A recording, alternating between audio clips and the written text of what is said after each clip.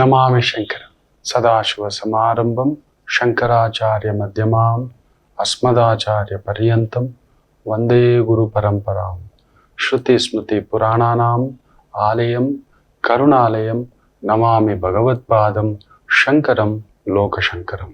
ನಾಡಿನ ಸಮಸ್ತ ವೀಕ್ಷಕ ಬಂಧುಗಳ ಪಾದಾರವಿಂದಗಳಿಗೆ ನನ್ನ ಶಿರಸಾಷ್ಟಾಂಗ ನಮಸ್ಕಾರಗಳು.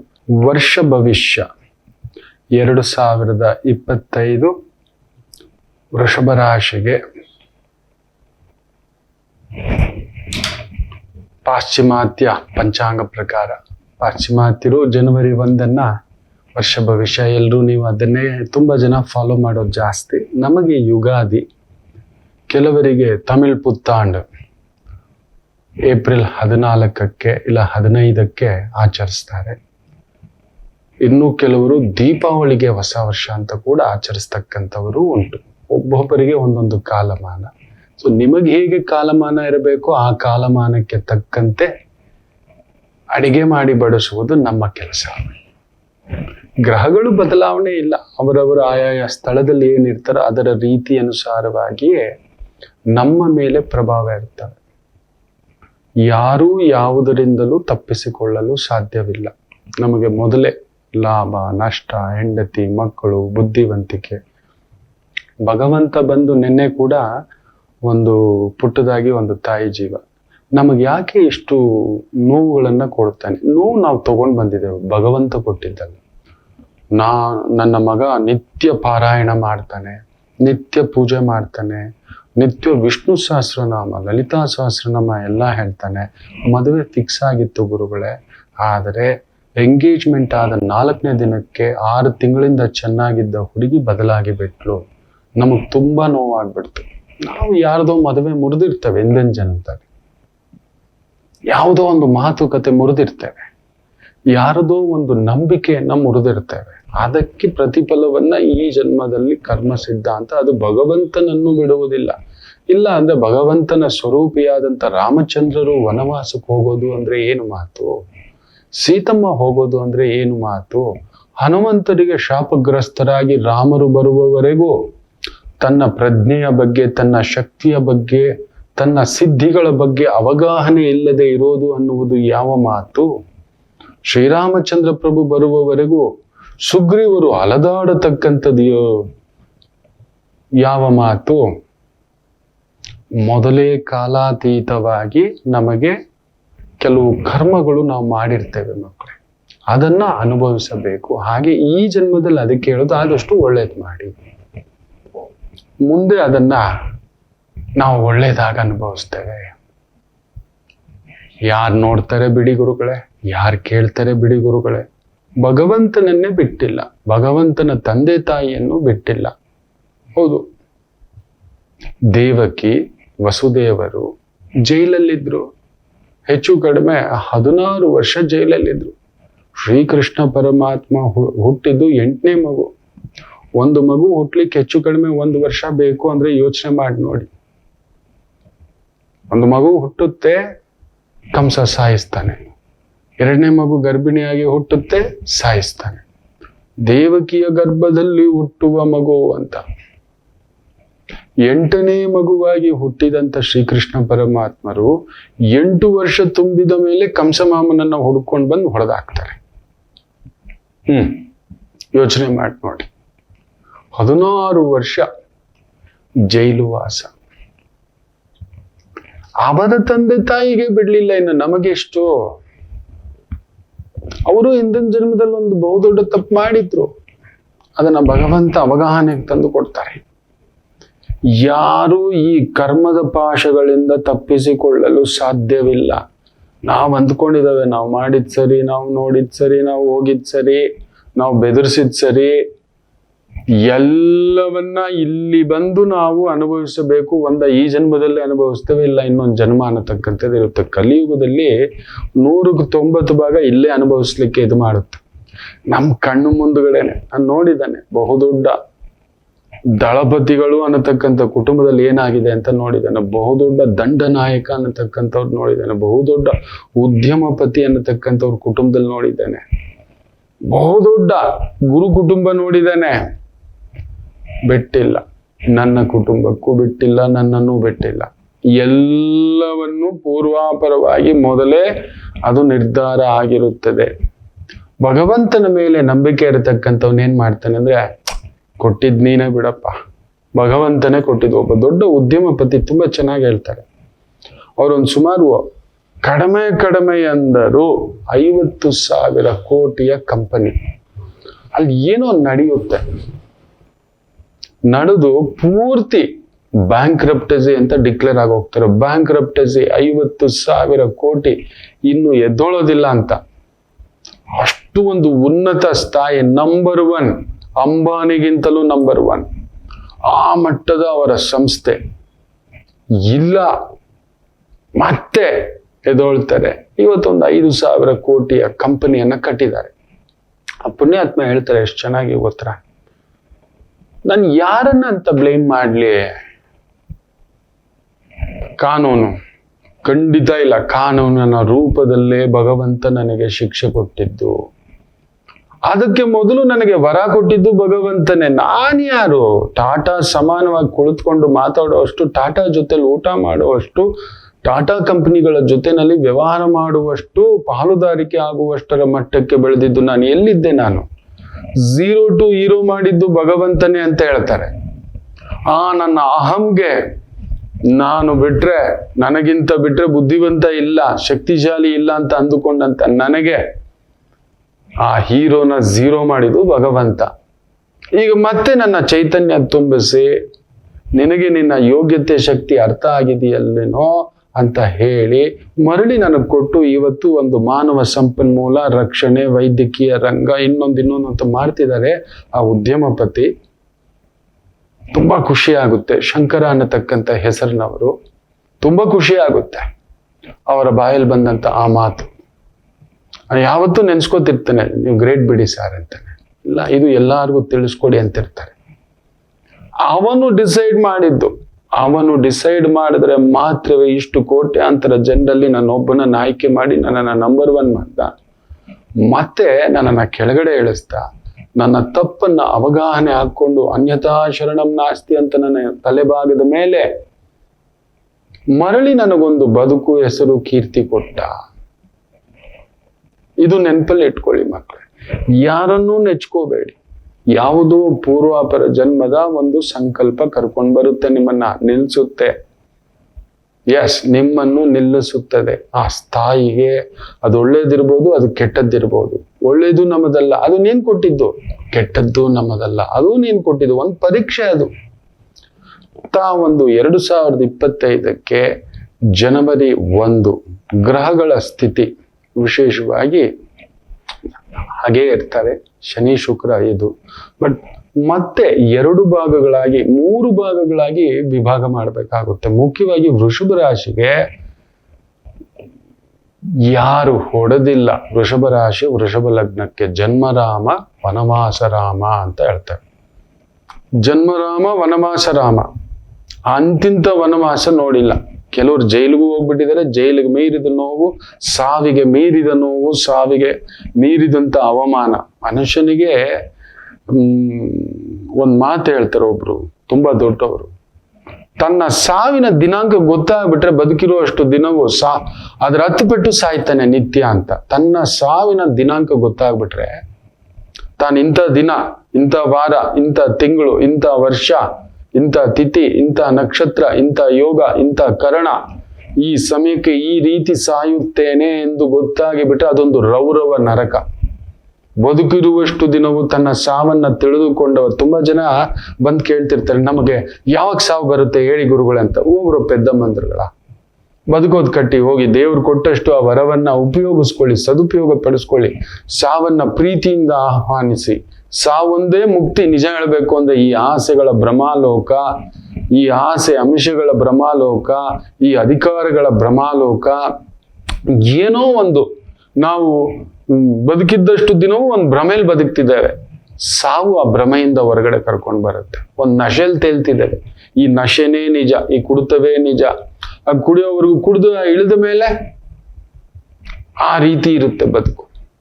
ಸಾವಿನ ಬಗ್ಗೆ ತಿಳ್ಕೊಳಕ್ ಹೋಗ್ಬಾರ್ದು ಅಂತ ಹೇಳ್ತಾರೆ. ಅದಕ್ಕೆ ಭಗವಂತ ಹುಟ್ಟು ಸಾವು ಎರಡನ್ನು ತನ್ನ ಮುಷ್ಟಿಲ್ ಇಟ್ಕೊಂಡಿದ್ದಾನೆ. ಮದುವೆ ಕೂಡ ಇನ್ ಮಿಕ್ಕ ನಡೆಯತಕ್ಕಂತ ಒಂದು ಗ್ರಹಗಳ ಒಂದು ವಿಚಾರ ನಮ್ಮ ಮೇಲೆ, ನಮ್ ಕೆಲವೊಂದನ್ನು ಕಂಟ್ರೋಲ್ ಮಾಡ್ಬೋದು.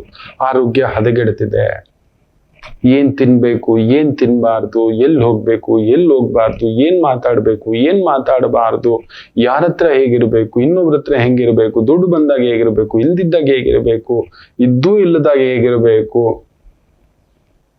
ವ್ಯವಸ್ಥೆಯಲ್ಲಿ ಹೇಗಿರ್ಬೇಕು, ಕಾನೂನು ಜೊತೆ ಹೇಗಿರ್ಬೇಕು. ಒಂದು ಚೂರು ಹೆಸರು ದುಡ್ಡು ಬಂದಿದ ತಕ್ಷಣ ಅಲ್ಲಿ ನೋಡಿ ಎಷ್ಟು ವಿಚಿತ್ರ ಅಂತ ಹೇಳ್ದ ಅಂದ್ರೆ, ಯಾವ ಗ್ರಹವೂ ಕೂಡ ತನ್ನ ಪ್ರಭಾವವನ್ನ ಮಿಸ್ ಮಾಡೋದಕ್ಕೆ ಬಿಡೋದಿಲ್ಲ. ಅಲ್ಲು ಅರ್ಜುನ್ 2 ಪಿಕ್ಚರ್ಗ ಇಷ್ಟು ಮದ, ಇಷ್ಟು ತಿಕ್ಕಲು, ಇಷ್ಟು ಹುಚ್ಚುತನ, 2 ಪಿಕ್ಚರ್. ಪುಷ್ಪ ಪಾರ್ಟ್ 1 ಹಿಟ್ ಆಯ್ತು, 2 ಹಿಟ್ ಆಗಿದ್ದೆ, ಮದುವೆ ಏರ್ಬಿಟ್ಟಿದೆ, ನೆತ್ತಿಗೆ ಏರ್ಬಿಟ್ಟಿದೆ, ಕ್ರೌಡೆಡ್ ಆಗ್ತಿದ್ದಾರೆ ಗೊತ್ತಾಗ್ತಿದೆ. ಸರಿ ಆಯ್ತು, ಥಿಯೇಟರ್ ಒಳಗಡೆ ಬಂದೆ, ಅಲ್ಲೂ ಅಲ್ಲಿ ಆಗ್ತಿದೆ ಅಲ್ವಾ ಗಲಾಟೆ, ಎದ್ದು ಹೊರಗಡೆ ಬಂದ್ಬಿಡ್ಬೇಕಿತ್ತಲ್ವಾ, ಇಲ್ಲ ಪೂರ್ತಿ ಪಿಕ್ಚರ್ ನೋಡ್ತೀನಿ. ಜನ ಹುಚ್ಚೆಬ್ಬಿಸ್ಬೇಕು ತನ್ನನ್ನು ನೋಡಿ. ಹುಚ್ಚ ಅವನು, ಅವ್ರ ಮಾವ ನೋಡಿದಷ್ಟು ಜನ ಅವ್ನು ನೋಡಿಲ್ಲ, ಅವ್ರ ಮಾವ ನೋಡಿದಷ್ಟು ಜನಪ್ರಿಯತೆ ಅವ್ನು ನೋಡಿಲ್ಲ. ಅವನ ಮಾವನಿಂದ 1000 ಜನ ಬದುಕ್ತಿದ್ದಾರೆ, ಆ 1000 ಜನ ನಂಬ್ಕೊಂಡು 50,000 ಜನ ಬದುಕ್ತಿದ್ದಾರೆ. ಅವ್ರ ಮಾವ ಕಟ್ಟಿದಷ್ಟು ಸಾಮ್ರಾಜ್ಯ 0 to hero ಇನ್ಯಾರು ಕಟ್ಟಿಲ್ಲ. ನೀನ್ ಈಸಿಯಾಗಿ ಬಂದವನು, ಅದಕ್ಕೆ ನಶೆ ಏರ್ಬಿಟ್ಟಿದೆ. ಥಿಯೇಟ್ರಿಂದ ಹೊರಗಡೆ ಬರೋಷ್ಟಲ್ಲಿ ಸಾವಾಗ್ಬಿಟ್ಟಿದೆ. ಬಂದ ಮೇಲಾದ್ರೂ ಬಾಯಿ ಮುಚ್ಕೊಂಡು, ಸರಿ ಬಂದ ಮೇಲಾದ್ರೂ ಇಮ್ಮಿಡಿಯೇಟ್ ಹೋಗಿ ಅಲ್ಲೊಂದು ಸಾವಾಗಿದೆ ಅಲ್ಲ, ಒಂದ್ ತಾಯಿ ಮಗುನ ಉಚ್ಕೊಂಡೇ ಸತ್ತೋಗ್ಬಿಟ್ಟಿದೆ ಅಲ್ವಾ, ಆ ಮಗುನ್ ತುಳಿದು ಕೋಮಾಗ್ ಜಾರ್ಬಿಟ್ಟಿದೆ ಅಲ್ವಾ, ಇಲ್ಲ ಅದ್ರ ಬಗ್ಗೆ ಪ್ರಜ್ಞೆ ಇಲ್ಲ. ಅದು ಬಿಡಿ, ರಾಜ್ಯದ ಮುಖ್ಯಮಂತ್ರಿ ಯಾರು ಅಂತ ಗೊತ್ತಿಲ್ಲ ಅಂತೆ. ನಮ್ಮ ರಾಜ್ಯದ ಮುಖ್ಯಮಂತ್ರಿ ಅಂತಾನೆ. ಇದು ಒಂದು ಚೂರು. ಈ ಭೂಮಿ ಮೇಲೆ ನಾವ್ ಎಷ್ಟು ಗೊತ್ತಾ ಮಕ್ಕಳೇ, ನಾವ್ ಯಾರು ಗೊತ್ತಾ ಮಕ್ಕಳೇ, ನಾವು ಈ ಭೂಮಿಯ ಮೇಲೆ ಇವತ್ತಿನವರೆಗೂ ಎಕ್ಸಿಸ್ಟೆನ್ಸ್ ಇರತಕ್ಕಂಥದ್ದು. ಈ ಭೂಮಿಯ ಮೇಲೆ ನೆನಪಿಟ್ಕೊಳ್ಳಿ, 8% ಅಂದ್ರೆ 100 ಎಕರೆ ಜಮೀನಿದೆ ಅನ್ನೋದಾದರೆ ನೆನ್ಪಿಟ್ಕೊಳ್ಳಿ, 8% ಅಲ್ಲೇ ಎಲ್ಲರೂ ಇರೋದು. ನಾವೆಲ್ಲರೂ ಇರೋದು ಸರೀಸೃಪ, ಪಶು, ಪಕ್ಷಿ, ಪ್ರಾಣಿ ಇದೆಲ್ಲ ನಾವು ನೋಡ್ಲಿಕ್ಕೆ ಸಿಗ್ತಿರೋದು. ವಾಸಿಸಲು ಯೋಗ್ಯ, ಇನ್ನೊಂದು ಅಯೋಗ್ಯ, ವಾಟ್ ಎವರ್ ಯು ಸೇ. ಆ 8% ಸಂಪನ್ಮೂಲಗಳಲ್ಲಿ ನಾವೆಷ್ಟಿದ್ದೇವೆ ಗೊತ್ತಾ? ಅಂದ್ರೆ 8 ಎಕರೆ ಅಷ್ಟೇ ಬಳಸ್ಕೊತಿರೋದು ನಾವು 100 ಎಕರೆ ಜಮೀನಲ್ಲಿ. ಅದ್ರಲ್ಲಿ ಎಲ್ಲರೂ ಇದ್ದಾರೆ. ನಾವೆಷ್ಟಿದ್ದೇವೆ ಗೊತ್ತಾ? ಆ 8 ಎಕರೆ ಜಮೀನಲ್ಲಿ ನಮ್ಮ ಪಾಲು ಎಷ್ಟಿದೆ ಗೊತ್ತಾ? 300 ಎಕರೆ, 1000 ಎಕರೆ ಇದ್ದೀವಿ, 10,000 ಎಕರೆ ಇದ್ದೀವಿ, ನಾನು ಅದು ಇದು ಅಂತ ಮಾತಾಡ್ತೀವಲ್ವಾ ಮಕ್ಕಳೇ. ನಾವು ಆ 8% ಅಲ್ಲಿ 80 ಪೈಸೆ ಅಲ್ಲ, 8 ಪೈಸೆ ಅಲ್ಲ, ಅದಕ್ಕಿಂತಲೂ 8 ಮಿಲಿ ಇದ್ದೇವೆ. 1,000 ಮಿಲಿ ಹಾಕಿದ್ರೆ 1 ಗ್ರಾಮ್ ಅಂತ ಹೆಂಗ್ ಹೇಳ್ತೇವೆಯೋ ಆ ರೀತಿ ಅದರಲ್ಲಿ 8 ಮಿಲಿ ಇದ್ರೆ ಹೆಚ್ಚು. ಬರೀ ಒಂದೇ ಒಂದು ಜಾತಿಯ ಎಷ್ಟೋ ನಾನಾ ಜಾತಿಯ ಇರುವೆಗಳಿದ್ದಾವೆ. ಇರುವೆಗಳು ನಮ್ಮ ಮುಂದ್ಗಡೆ ಇರುವೆಗಳು ಎಷ್ಟು ಮಾತ್ರ ಮಕ್ಕಳೇ, ಹಿಂಗ ಅಂದ್ಬಿಡ್ತೇವೆ ನಾವು ಅಂತ. ನಾನು ಯಾರು ಗೊತ್ತ, ಇರುವೆನ್ ಹೊಸಗ್ದಂಗೆ ಹೊಸಗ್ ಬಿಡ್ತೇವೆ ಅಂತೇವಲ್ಲ ನಾವು ಈ ಮನುಷ್ಯ ಒಂದು ಜಾತಿಯ ಇರುವೆ, ಬರೀ ಒಂದು ಜಾತಿ, ಲಕ್ಷಾಂತರ ಜಾತಿಗಳಿದ್ದಾವೆ.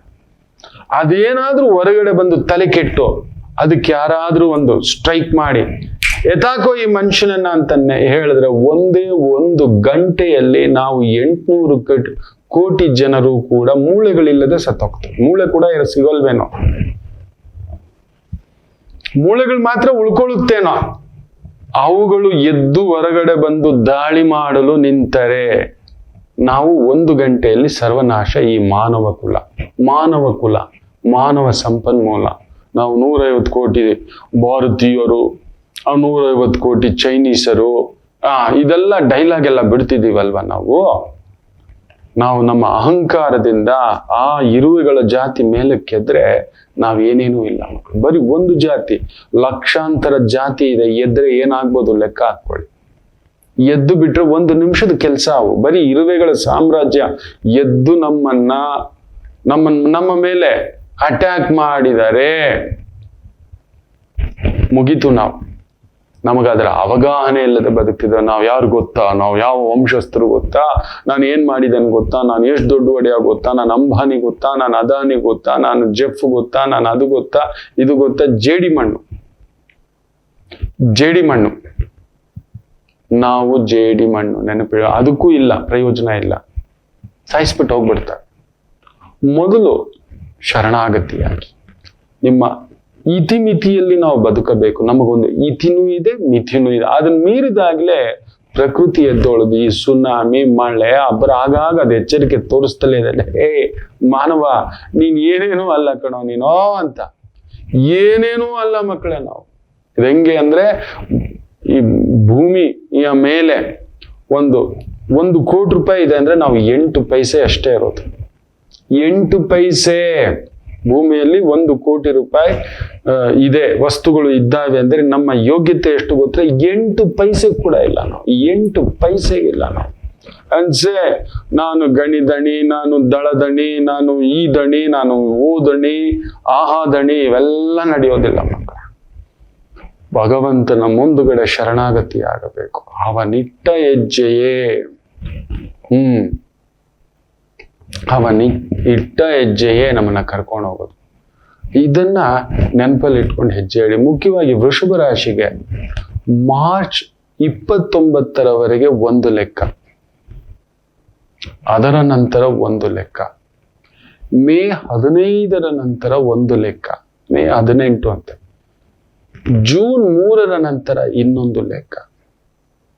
ಮುಖ್ಯವಾಗಿ 3 ಭಾಗ ಆಗ್ಬಿಡುತ್ತೆ. ಮಾರ್ಚ್ 29ಕ್ಕೆ ನಿಮಗೆ ದಶಮದಲ್ಲಿರುವ ಶನಿ, ಈ ಮೂವ್ಸ್ ಟು ಮೀನರಾಶಿ ಲಾಭಸ್ಥಾನಕ್ಕೆ. ನಿಮಗೆ ಧರ್ಮಕರ್ಮಾಧಿಪತಿ ಆತ, ಧರ್ಮಕಾರಕ.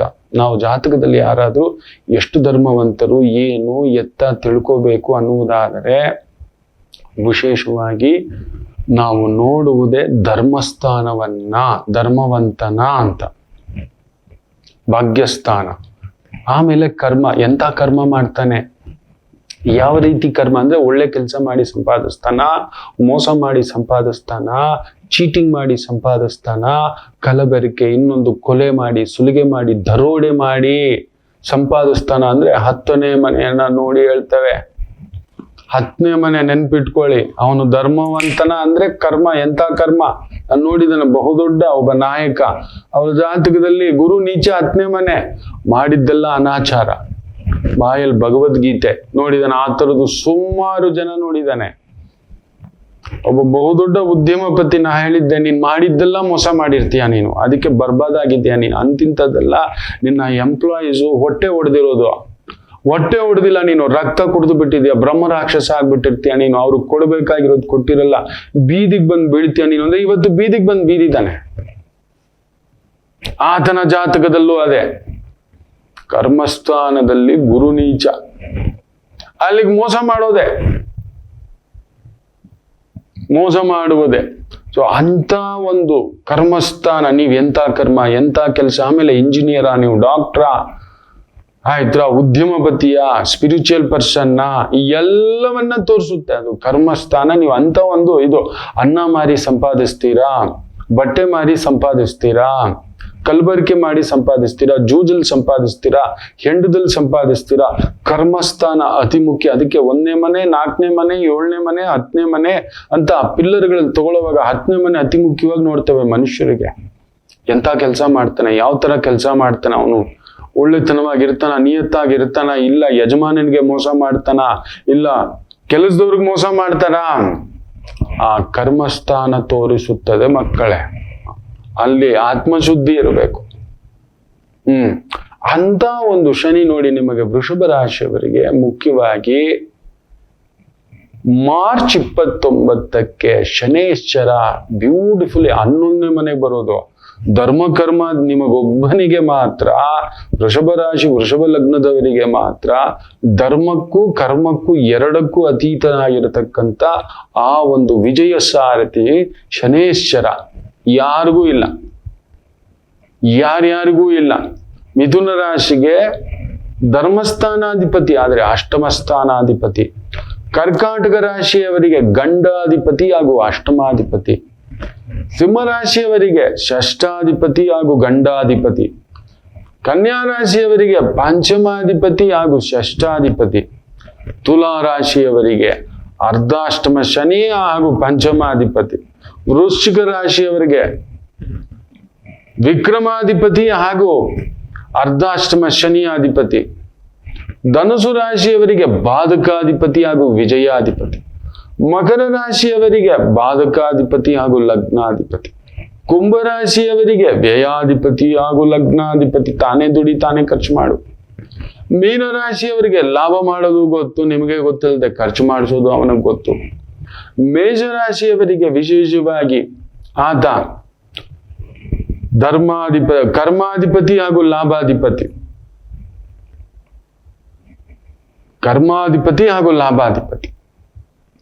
ಈ ಮೇಷ ಹಾಗೂ ವೃಷಭಕ್ಕೆ ಮಾತ್ರ ಬಲವಾಗಿ ನಿಂತಿರ್ತಾನೆ. ಕರೆಕ್ಟಾಗಿ ಜಾತಕದಲ್ಲಿ ಶನೇಶ್ವರ ಏನಾದ್ರೂ ಇದ್ದು ಬಿಟ್ರೆ ಈ ಎರಡು ರಾಶಿಯನ್ನ ತಡೆಯೋಕ್ಕಾಗಲ್ಲ. ಅದಕ್ಕೆ ಜಗತ್ತನ್ನ ಆಳೋದು ಇಲ್ಲ ರಕ್ಷಿಸೋದು ಇಲ್ಲ ಕಾಪಾಡೋದು ಇಲ್ಲ ನೋಡ್ಕೊಳ್ಳೋದ್ರಲ್ಲಿ ಶಕ್ತಿ ಕೊಡೋದು ಈ ಎರಡು ರಾಶಿಗಳಿಗೆ ಬೇಗ ಕೊಡ್ತಾನೆ.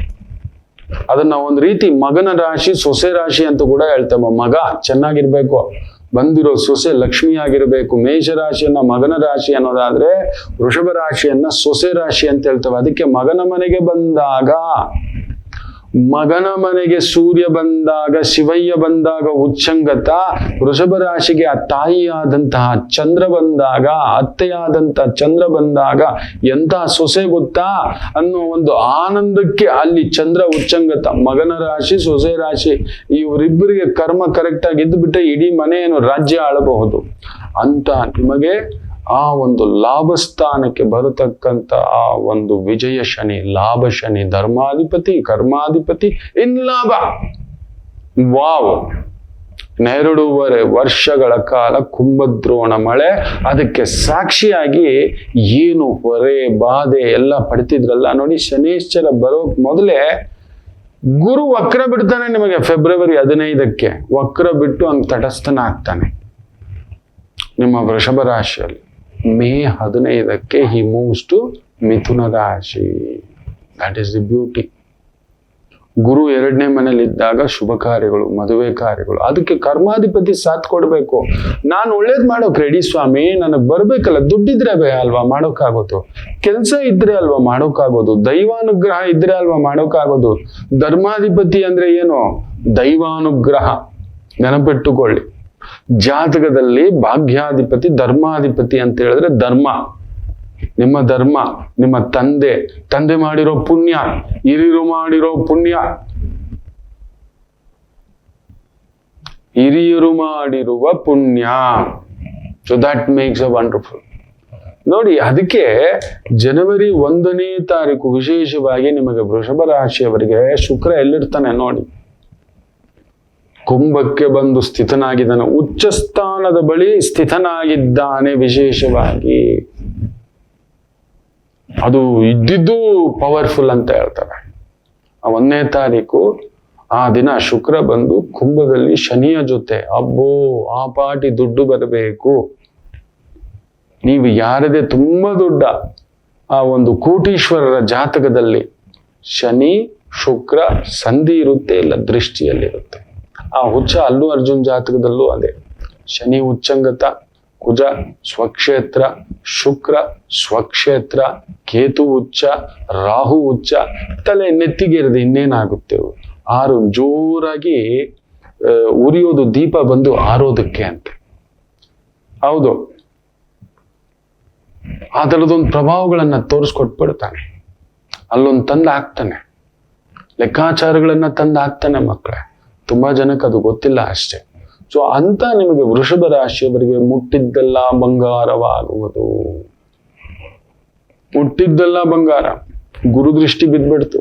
ಧನಸ್ಥಾನಂ, ಕುಟುಂಬ ಸ್ಥಾನಂ, ವೃದ್ಧಿ ಸ್ಥಾನಂ, ಅದು ಬುಧನ ಮನೆಯಲ್ಲಿ ಗುರು ಬಿಟ್ಟಾಗ ತುಂಬಾ ಹುಷಾರಾಗ್ಬಿಡ್ತಾರೆ. ಇಷ್ಟು ದಿನ ತಿಂದ ಏಟು ಪೆಟ್ಟು ನಷ್ಟ ಬಾಧೆ, ಯಾರ ಜೊತೆ ಹೇಗಿರ್ಬೇಕು, ಹೆಂಗಿರ್ಬೇಕು, ಹೇಗಿರಬಾರ್ದು, ಯಾವುದು ಸರಿ ಯಾವುದು ತಪ್ಪು, ಗುರುವೇ ಹುಷಾರಾಗ್ಬಿಟ್ಟ. ಹುಷಾರಾಗಿ ಗುರು ಸಾಮಾನ್ಯವಾಗಿ ಒಳ್ಳೇದು ಹೇಳ್ಕೊಡೋದು.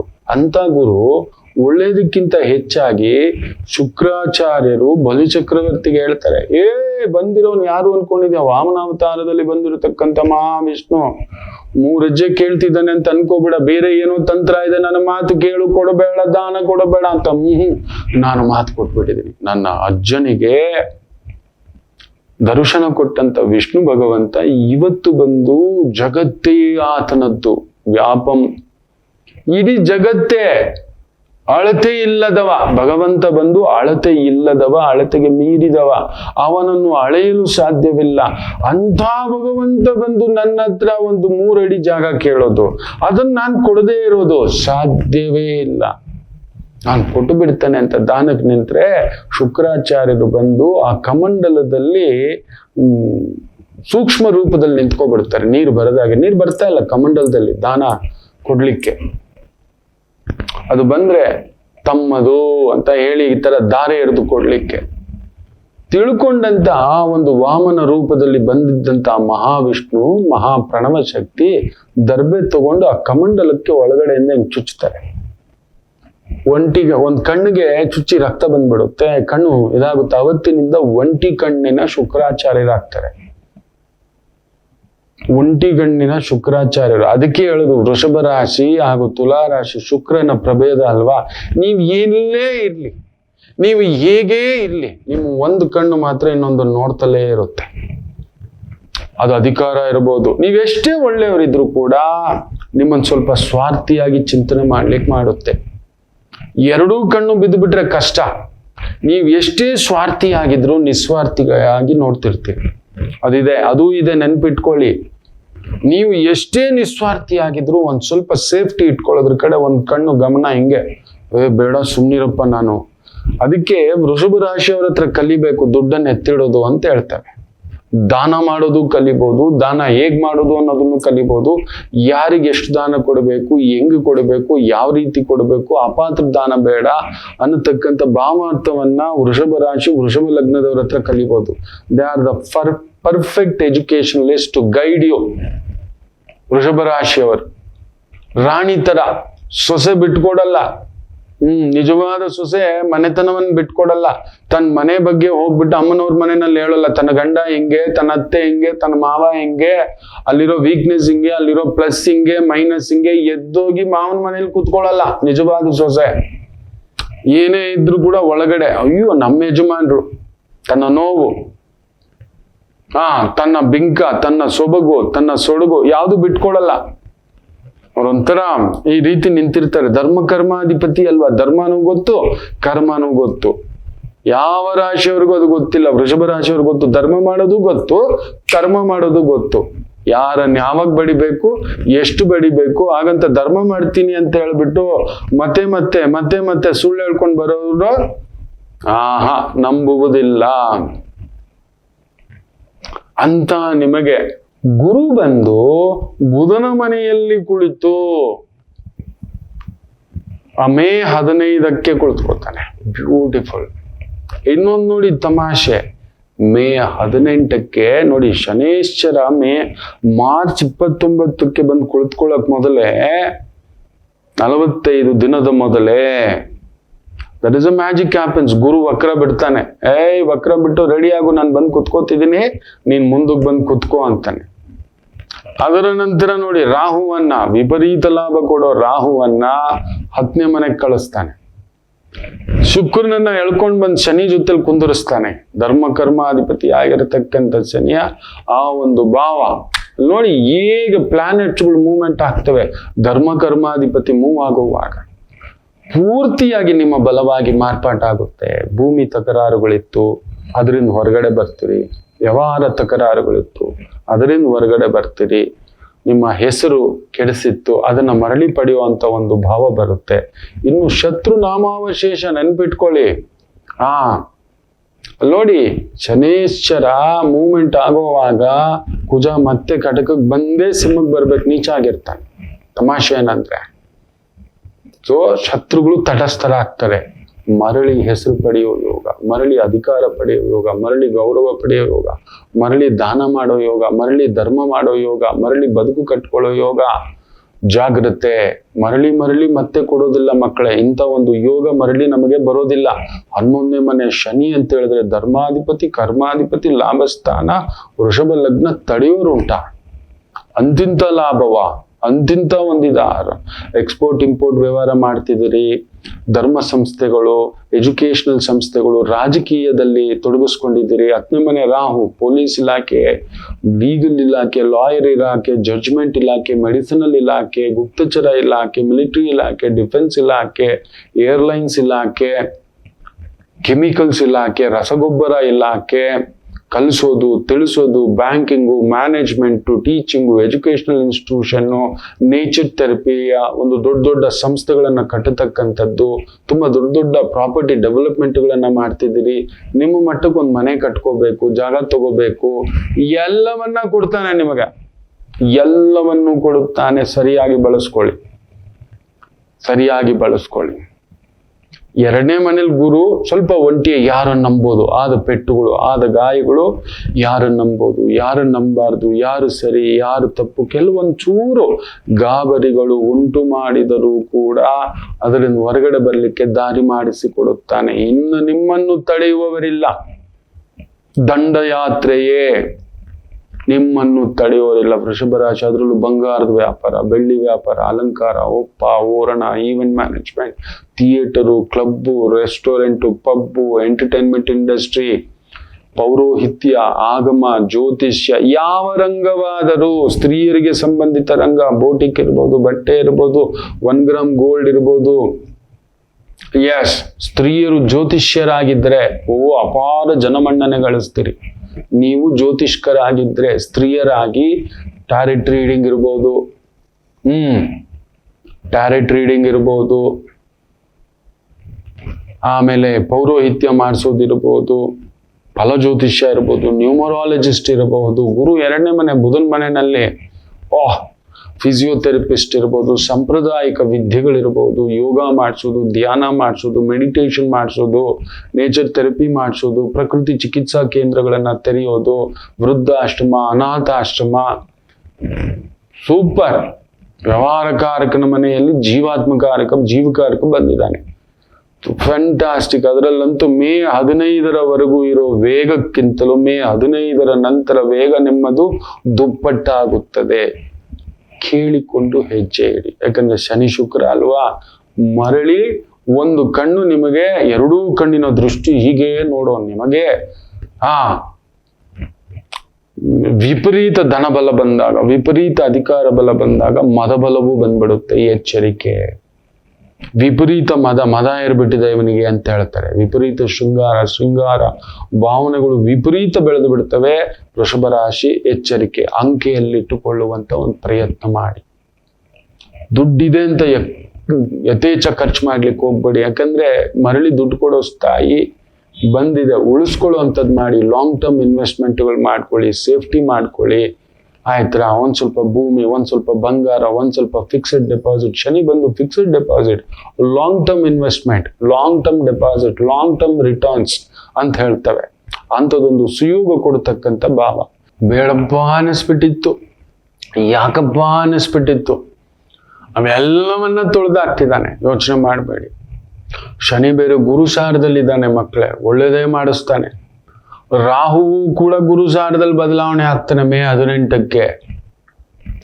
ಕೇತು ಒಬ್ಬ ಸುಖಸ್ಥಾನದಲ್ಲೇ ಬಿದ್ದ ಗಾಯಗಳಿದಾವಲ್ವಾ, ನಂಬಲಿಕ್ಕೆ ಆಗ್ತಿಲ್ಲ ನಿಮ್ಗೆ. ದಿಢೀರ್ ಪ್ರಮೋಷನ್, ಪೊಸಿಷನ್ಸ್, ಇದೆಲ್ಲ ಇನ್ಕ್ರಿಮೆಂಟ್ಸ್ ಎಲ್ಲ ನೋಡ್ತಕ್ಕಂಥದ್ದಾದ್ರೂ ಕೂಡ ಸುಖಸ್ಥಾನದ ಕೇತು ಸ್ವಲ್ಪ ಸುಡ್ತಾನೆ, ಭಯಪಡಿಸ್ತಾನೆ. ಹಿರಿಯರ ಆರೋಗ್ಯ, ಹೆತ್ತ ತಾಯಿಯ ಆರೋಗ್ಯ ನೋಡ್ಕೊಳ್ಳಿ. ಇಲ್ಲ ತಾಯಿ ಸಮಾನರಾದಂಥವರ ಆರೋಗ್ಯದಲ್ಲಿ ಸ್ವಲ್ಪ ಹೊರೆ ಅನ್ನಿಸ್ತಕ್ಕಂಥದ್ದು ಅನಿಸುತ್ತೆ. ಗಣಪತಿ ಆರಾಧನೆ, ಹಳೆಯ ಶಿವಾಲಯಗಳು, ಶ್ರೀಶೈಲ, ನಮ್ಮ ನಂಜುಂಡೇಶ್ವರ, ನಮ್ಮ ಮಾದೇಶ್ವರ, ನಮ್ಮ ಮುರುಡೇಶ್ವರ, ನಮ್ಮ ಧರ್ಮಸ್ಥಳ, ಈ ಥರದ್ದು ಕ್ಷೇತ್ರಗಳಿಗೆ ಹೋಗಿ ಉಳ್ಕೊಂಡು ದರ್ಶನ ಮಾಡ್ಕೊಂಡು ಬರ್ತಕ್ಕಂಥದ್ದು ಮಾಡಿ ಸಮಾಧಾನ ಮಾಡಿಸುತ್ತೆ ಅಂತ ಹೇಳ್ತಾ, ಎಲ್ಲರಿಗೂ ಒಳ್ಳೆಯದಾಗಲಿ. ಮಾತೃದೇವೋ ಭವ.